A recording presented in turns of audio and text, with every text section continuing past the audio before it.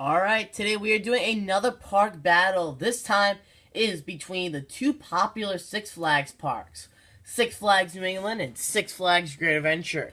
You can find Six Flags Great Adventure in Jackson, New Jersey, and in Six Flags New England in Agawam, Massachusetts. So, I just want to tell you some warnings about this video that there's a lot of blue blurb on the top left, and there's some words that cover up. So if the word are cover up in that blue blob on the top left, then I'll read it to you. So yeah. And this video was a request by Coaster Jaiden. He wanted this video so bad, he or she, I don't know. But they want this video so bad. So Six Flags New versus Six Flags Great Adventure. Let's see who will win. So our first part is the thrill coasters, El Toro and Wicked Cyclone. This is thrill coasters right here, because it's blue blob, which I don't really much like. It's thrill coasters worth 3 points. El Toro Wicked Cyclone. I know this coaster matchup could go either way, but in my decision, I'm giving this one to Wicked Cyclone. Some of you might think, oh, El Toro should win this one, or Wicked Cyclone should win this one. This is my opinion, and Wicked Cyclone really, I'm gonna give this one to Wicked Cyclone.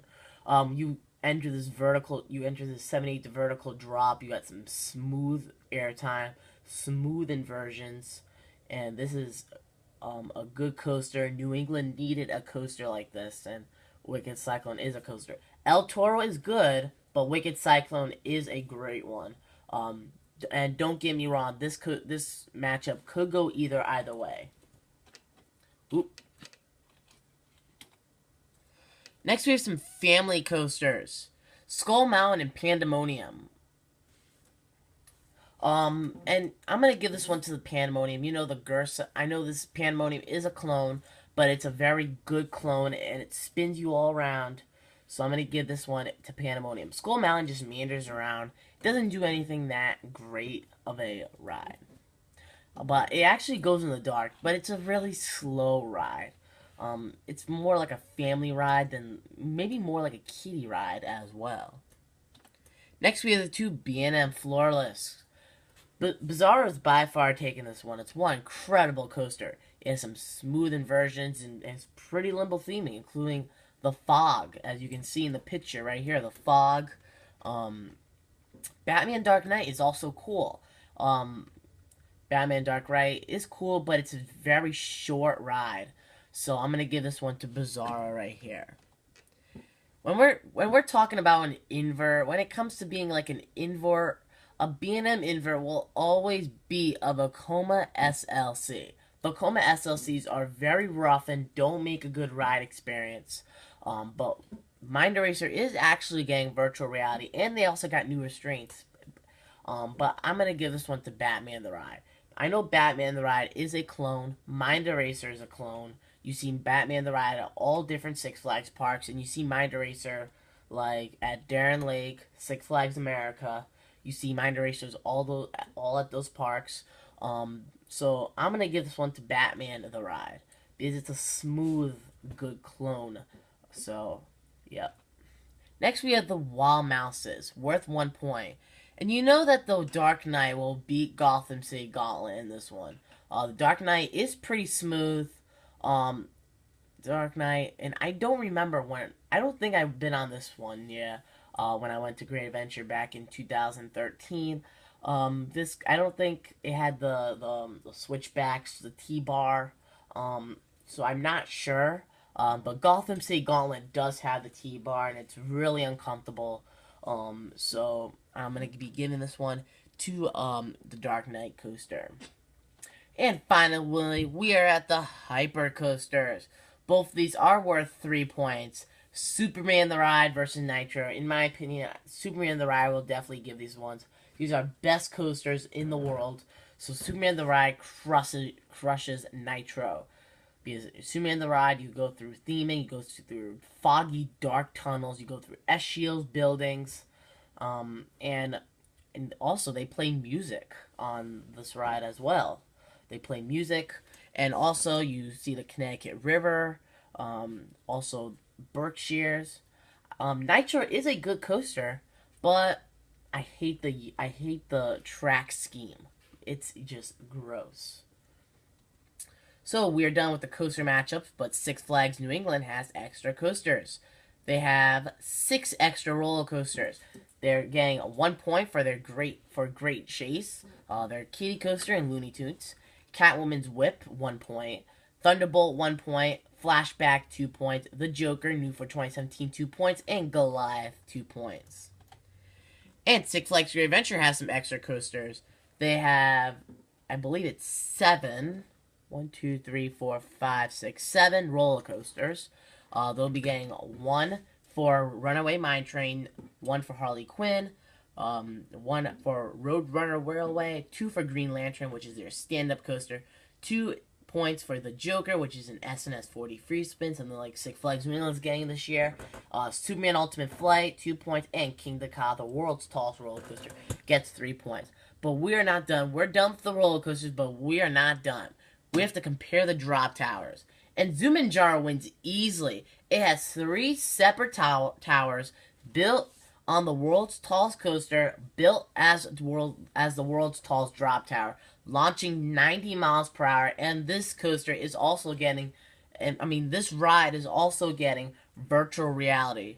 So I'm gonna give this one to Zumanjaro. Scream is an SNS drop tower, but you know the Intamin drop towers is much better than the SNS drop towers. But Six Flags New England will be getting points for their Sky Screamers. Yes, Six Flags New England Sky Screamer. The New England Sky Screamer is over 400 feet tall. So Six Flags New England is going to be getting 2 points on this one. Sky Screamer at Great Adventure is good, but New England Sky Screamer is a duel right there, with earning 2 points, and New England Skyscraper is actually the world's tallest skyscraper. So you got a record, actually, in both parks. Six Flags Great Adventure, you have the world's tallest drop tower, and then Six Flags New England, you have the world's tallest swing ride. Next, we have some flats. And the Six Flags Great Adventure, I honestly counted up on their Six Flags Great Adventure website that Six Flags Great Adventure has 13 more than Six Flags in New England. So Six Flags Great Adventure will be gaining 1 point. Next, we have money and prices. Six Flags New England, when you enter the park, and this is not including food or games. This is including you enter the park. Six Flags, and this is also the 1-day pass as well. So Six Flags New England is $43.99. Six Flags Great Adventure is $47.99. So I'm going to be giving this one to Six Flags New England on this one. Next, we have operations. And you know that Six Flags Great Adventure has better operations than Six Flags New England. So because Six Flags Great Adventure runs 3 trains on almost every other coaster.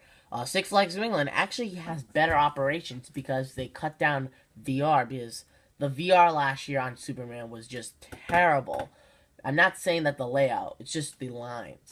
It made lines like go out for like 3 hours. So Six Flags Great Adventure, I'll be giving Six Flags Great Adventure a point.